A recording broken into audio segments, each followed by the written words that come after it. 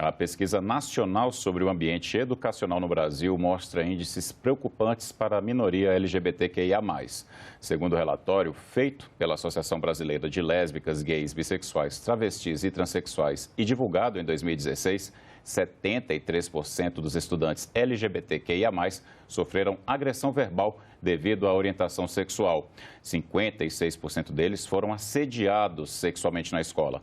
Já o acolhimento parece não ter sido feito adequadamente. 39% dos entrevistados disseram que nenhum membro da família cobrou uma ação da escola e 36% afirmaram que a resposta dos profissionais da instituição educacional foi ineficaz.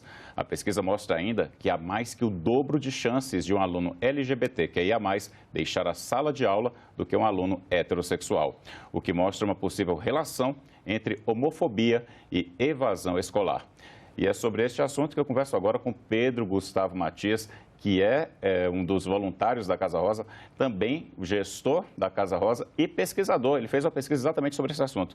Não é, Pedro? Eu queria primeiro que você me falasse o que te chamou a atenção para pesquisar sobre esse tema, sobre homofobia e a evasão escolar. Obrigado pelo convite. É um prazer a gente ter esse espaço aqui para que possa falar sobre essa temática.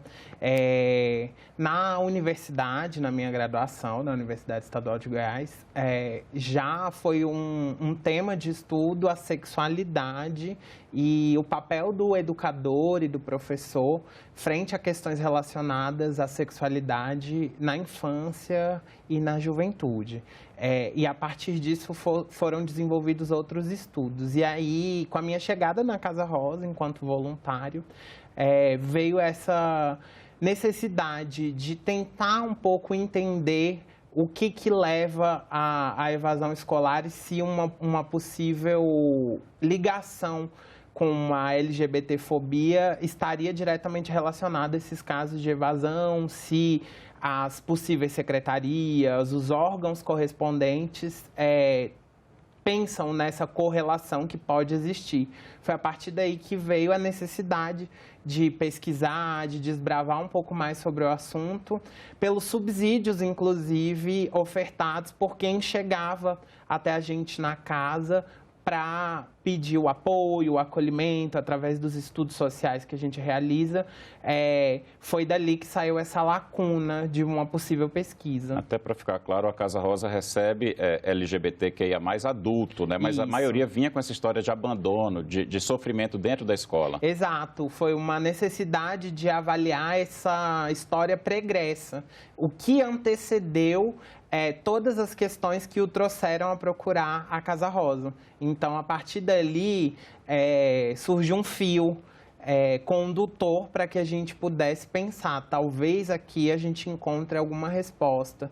E aí, tudo se encaixou para que isso acontecesse. Naquele momento, eu estava na UNB, num curso de especialização em políticas públicas, e aí fui orientado pela Valdenísia Bento Peixoto, que é uma pesquisadora dos estudos de gênero, de sexualidade, fala muito sobre a LGBTfobia entendida como uma fobia social, que se comunica com outras violências, e foi a partir daí que surgiu a ideia de pensar sobre isso. A gente não sabia o que viria pela frente, era meio desconhecido, mas a gente sabia, eu entendia que a gente tinha um campo ali a ser explorado e um campo frágil também no âmbito das respostas estaduais, municipais, de política de Estado mesmo, de governo voltada para isso. A gente vai já pegar esse gancho, mas vou voltar num outro gancho que você tinha me dado há pouco.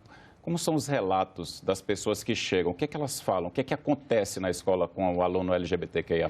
Quem está na ponta, né, como a gente, e atende diretamente as pessoas que procuram um serviço como a Casa Rosa, que trabalha em várias frentes da garantia de direito, no acolhimento, na assessoria jurídica, sabe que essa situação é uma situação que, infelizmente, é corriqueira, acontece na maioria dos casos dentro das escolas. E a gente percebe que a escola tem falhado enquanto um lugar de acolher de fato, de ser um espaço de fomentação da cidadania, de ser um espaço de segurança, de cultura de paz, quando percebe que as pessoas LGBT, sobretudo pessoas trans, travestis, não têm essa segurança de acolhida também dentro desses espaços, por diversos motivos. Então, pela narrativa que as pessoas trazem, a gente percebe que essas situações de violência começam a ter uma escalada.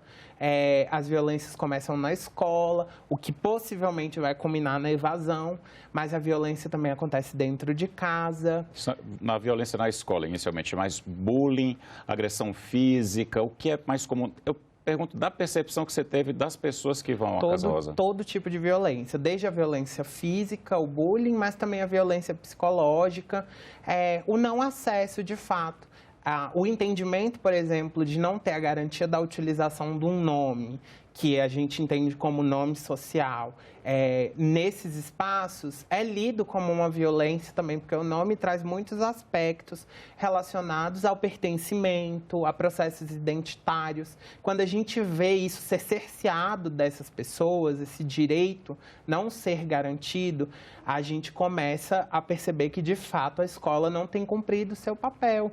E isso implica em diversas questões e atravessa essas pessoas, mas também implica no trabalho de quem está ali, porque foi também por isso que a Casa Rosa foi procurada, né? Foi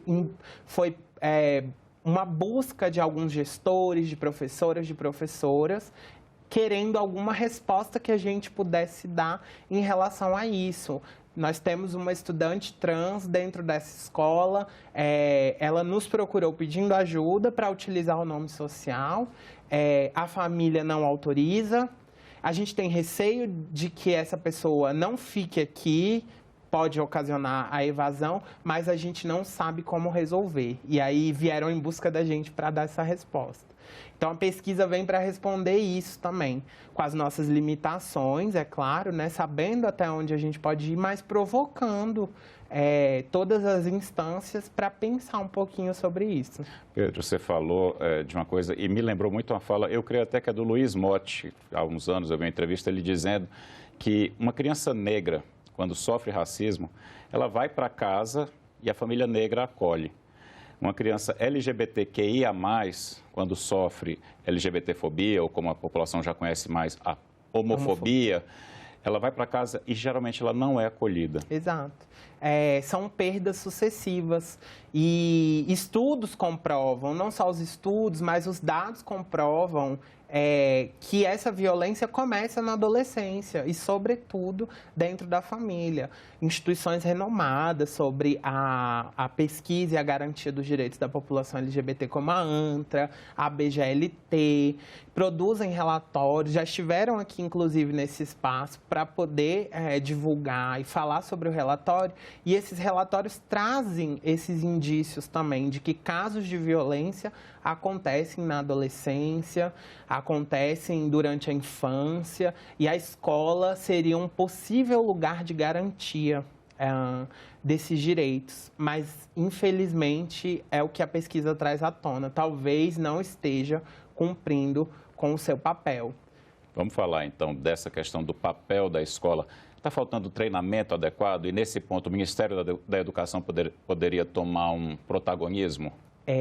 A gente tem também acaba que é um imbróglio judicial aí para ser pensado, para ser discutido. Hoje, o que a gente tem em relação à garantia da utilização do nome é um parecer do Conselho Nacional da Educação, que é o 14 de 2017 ou 17 de 2014, posso estar invertendo, e uma resolução do Conselho Nacional de Educação, que é a número 1 de 2018, que vai trazer à tona essas situações de violência, vai confirmar que que a escola não tem conseguido, e o Ministério da Educação e as secretarias de educação, cumprir com essa situação de sanar as questões relacionadas à violência ou falar sobre projetos mais inclusivos que trazem diversidade de fato, na prática, para dentro do espaço escolar. E esse parecer, ele traz a possibilidade da utilização do nome e de outras questões que possam cessar essas situações de violência. Isso se dá em 2018, com essa resolução do Conselho Nacional. Mas até aí a gente percebe que não caminhou, que a situação ela ficou estagnada, que as situações de violência continuam acontecendo, os relatos de pessoas LGBT saindo da escola, deixando de frequentar, e o censo escolar que não consegue qualificar essas informações também e trazer para a gente de forma qualitativa dados mais concretos sobre esses casos de evasão e a que estão relacionados. Então, a gente precisa, nesse aspecto, de muitas respostas, mas posso afirmar, sim, que falta formação para os professores atuarem com mais segurança, falta mais subsídios para que os professores possam entender melhor todas as questões relacionadas à diversidade, a gênero e a outras questões que se comunicam diretamente com isso, como raça, classe, todos esses debates que precisam necessariamente acontecer dentro de um espaço como o espaço da sala de aula, que é um espaço de construção coletiva. Você acredita que, por exemplo, acho que, se eu não me engano, em 2012, o então governo Dilma Rousseff tentou implantar o Escola Sem Homofobia. Um programa como esse, sendo devidamente implantado, talvez pudesse diminuir esses números que a gente mostrou agora no início do programa, que são alarmantes. Exato. A gente teve alguns avanços no passado em relação a essas políticas de inclusão, de diversidade. Com todo o cenário histórico da política que a gente teve, esses avanços pararam, né? Eles foram descontinuados, mas agora a gente vive um momento também muito estratégico e talvez possa haver uma retomada?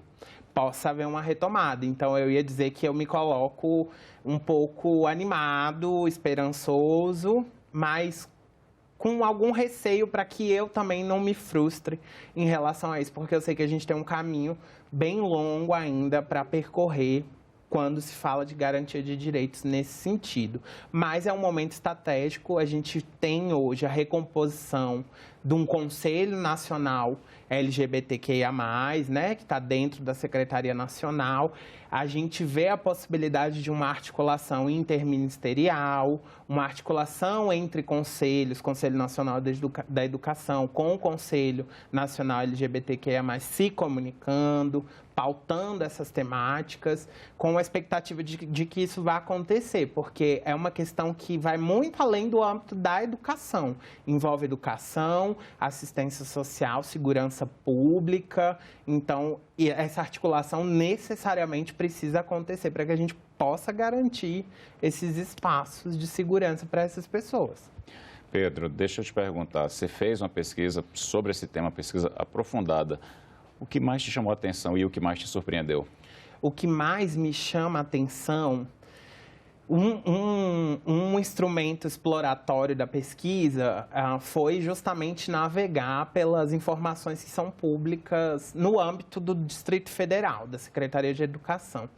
E uma das coisas que mais me chamou a atenção foi perceber que no plano plurianual, que no planejamento estratégico da Secretaria de Educação, palavras como direitos humanos, diversidade, gênero, raça, sexo, não aparecem, não estão contempladas. Dentro dessa pesquisa, o que a gente conseguiu ver é que direitos humanos aparecem uma vez no planejamento estratégico, mas sem estar aprofundado, sem dizer de fato o que vai ser feito nesse sentido. Isso me preocupa um pouco. E outro aspecto também que chamou a atenção dentro da pesquisa foi para o fato das próprias secretarias se manifestarem por não ter uma resposta em relação a esses questionamentos. Isso causa um desconforto generalizado, mas também responde a essa questão das escolas baterem lá na porta da Casa Rosa para nos pedir algum tipo de socorro, digamos assim. Isso também me chama a atenção. Mas, ao mesmo tempo, como a gente fala sobre educação, vem algo muito positivo no sentido de pensar, né, que a escola tem um papel histórico, estratégico, e isso precisa ser retomado, pensado, discutido. Ir às escolas também para falar sobre a pesquisa, para levar o resultado da pesquisa é muito positivo. Ver que a gente tem jovens, tem adolescentes que debatem com qualidade as questões relacionadas a gênero e sexualidade, de perceber que, às vezes, os professores e professoras que não estão conseguindo acompanhar o ritmo desses debates e precisam também se informar para alcançar isso com alguma velocidade e qualidade. Então, tem aspectos negativos, mas também tem os seus aspectos positivos. Você falou da Casa Rosa e até desse apoio que a Casa Rosa tem dado também às escolas, não é? Quando elas procuram, passando por essa situação que a gente está falando aqui nesse programa. Explica um pouquinho para a gente como é a atuação da Casa Rosa. A gente fica um pouco numa situação um tanto quanto constrangedora, porque a gente tem as nossas limitações institucionais e etc., e a gente tem que sempre prestar atenção até onde pode ir. Mas isso vem de forma muito orgânica e natural, com escolas, iniciou com algumas escolas ali perto da Casa Rosa mesmo, naquele território, nos procurando. E aí a gente procura entender um pouco o contexto ali daquela escola, daquela comunidade. A gestão da escola conversa com a gente, fala quais são os principais desafios ali percebidos, quais são os pontos mais sensíveis e com quem que a gente precisa falar. Se com a equipe, se com estudantes ou se com todo mundo. E a partir disso a gente monta as nossas estratégias e leva a fala para dentro da escola, e aí são momentos muito legais de discussão. A gente percebe que tem uma maior repercussão quando a gente fala diretamente com estudantes. Existe uma resistência de professores e professoras ao falar sobre o assunto, uma resistência talvez por desconhecimento, por receio, por medo da família também. Existiu um movimento muito grande de manutenção da segurança dentro da sala de aula, num aspecto de monitorar aquilo que professores e professoras também fazem dentro de sala de aula, né? Então, a gente teve que lidar com isso também. Mas foi a partir disso que a gente foi para dentro das escolas, só que isso tomou uma proporção um pouco maior do que o esperado. E aí outras escolas de outras regiões administrativas também entraram em contato. E assim a gente vai fazendo ao longo do ano todo, sempre que procurados. E como é que é a reação dos estudantes, normalmente? É sempre muito legal, porque a gente também tenta utilizar uma linguagem simples. A gente tenta falar através de memes, no entendimento mesmo, para passar a mensagem que a gente quer passar. Então, a receptividade é muito boa, surgem debates e provocações bastante interessantes e surge uma preocupação também, porque em várias dessas idas, a gente recebeu relatoria de situações de violência, pessoas que ficaram ali aguardando, e aí depois que a atividade encerra, pede para conversar com a gente, relata uma situação de violência dentro de casa, com a família, uma falta de compreensão por parte da família, uma falta de acolhimento por parte da família. É aí que a gente fica numa situação mesmo de entrave. Aí a gente tenta conversar com a orientação educacional da escola, sinalizar que ali existe uma situação de violência, o que pode ser feito. Talvez seria natural pensar que isso pudesse acontecer, né? Mas, às vezes, assusta o número de pessoas que relatam e contam situações como essa. Então, isso mexe também com a gente. Antes da gente continuar, eu queria só que você falasse, porque a Casa Rosa, normalmente, ela atende pessoas LGBTQIA+, adultas, né, que estão em situação de insegurança. Fala um pouquinho desse trabalho também e como a pessoa que está assistindo essa entrevista pode procurar a Casa Rosa aqui no Distrito Federal. A casa, ela existe desde 2017, a gente começou com assessoria jurídica, com acompanhamento psicoterapêutico. Até hoje, toda a mão de obra da casa é composta por voluntários. Eu sou um voluntário, todo mundo que faz parte do trabalho é voluntário. E a gente teve muita procura de pessoas em situação de vulnerabilidade, que foram expulsas de casa. E a partir disso veio a necessidade. A gente tem um presidente, que é o Marcos Tavares, e ele decidiu, por conta própria mesmo, a montar o espaço, a casa, com todas as adequações, como prevê também a política da assistência social. E aí tudo foi acontecendo com mobilização da sociedade civil, com a participação dos voluntários, com parcerias, com empresas. A gente não recebe nenhum tipo de subsídio governamental. Hoje a gente tem uma parceria sendo executada com a Secretaria de Cultura, FAC, Fundo de Apoio à Cultura, mas é um projeto com tempo determinado e é a primeira vez que isso acontece. Fora isso, tudo é fruto de mobilização mesmo. E aí a gente recebe essas pessoas para o acolhimento, é feito um estudo social no momento que os profissionais procuram entender o contexto, ver todas as possibilidades, cria-se um plano de atendimento para aquela pessoa, e é aí que vem os relatos da evasão escolar. As histórias, elas se encontram, elas se comunicam. E a pessoa pode procurar a Casa Rosa, então, pelo Instagram? Isso, e aí a nossa porta de entrada principal é o Instagram. Lá a gente encaminha para um telefone de WhatsApp e a gente recebe todos os dias solicitações de apoio ou de parcerias, sempre por lá. É a nossa principal rede social. Deixa eu te fazer, a gente está pertinho já do tempo do programa, muito, né? Mas eu tenho que te perguntar, o que é que você diria para duas pessoas, um professor ou um orientador educacional e um pai de família de um adolescente ou de uma adolescente que está sofrendo LGBTQIA+, fobia, né? Ou homofobia, para simplificar aqui. Hoje, o que é que você diria? Para um professor e professora, eu diria que entenda a sua responsabilidade. E entenda você como uma pessoa muito estratégica e que pode ser determinante na vida de uma pessoa que possivelmente está sofrendo uma situação de violência. A escola é um dos primeiros locais de possível garantia de direitos e segurança. É um espaço de mudança de narrativas, né? De histórias, quando concretizadas, de sucesso. Então, professores, professoras entendam o seu papel como um agente de transformação mesmo, nesse sentido, que possa garantir o direito dessas pessoas. E para... Antes disso, é só para deixar claro, né? Um aluno que abandona a escola, ele está abandonando o próprio futuro. Exato, abandona o próprio futuro e é abandonado também pelo Estado. A gente vai perdendo essa pessoa em diversas frentes.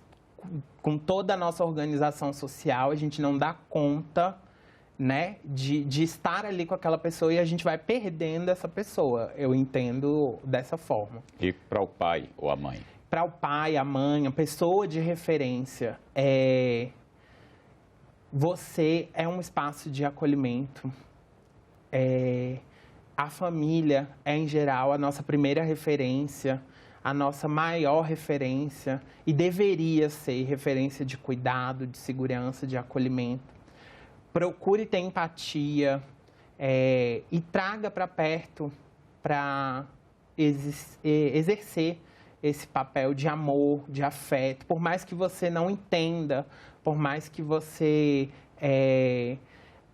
entenda que aquilo não faz sentido, mas tente acolher, porque a rua é um lugar muito difícil, é um lugar muito violento e na família a gente deveria ter a garantia de um espaço de segurança e acolhimento. E para encerrar, para um adolescente LGBTQIA+, que está assistindo essa entrevista agora e que está sofrendo bullying, assédio e violência na escola e não está sendo acolhido em casa? Difícil. Difícil dizer, porque é uma situação limite, inclusive, mas procure a escola, entenda o conselho tutelar como um local de proteção também, porque ele e é assim que deve ser. Procure serviços como a Casa Rosa ou outras instituições em busca de auxílio, de acolhimento, de ajuda. Existe uma história depois disso. Existe um depois dessa dificuldade e é para isso que instituições, é para isso que existe a luta de organizações como a Casa Rosa e tantas outras para fazer com que isso aconteça. Muito obrigado pela entrevista, Pedro. Também aproveito para agradecer ao Comitê de Equidade de Gênero e Raça do Senado pela colaboração com este Cidadania. E muito obrigado também a você que acompanhou a entrevista. Para rever e compartilhar este conteúdo, acesse o nosso site, senado.leg.br/tv ou o nosso canal no YouTube. Muito obrigado pela companhia. Nos vemos na próxima edição do Cidadania.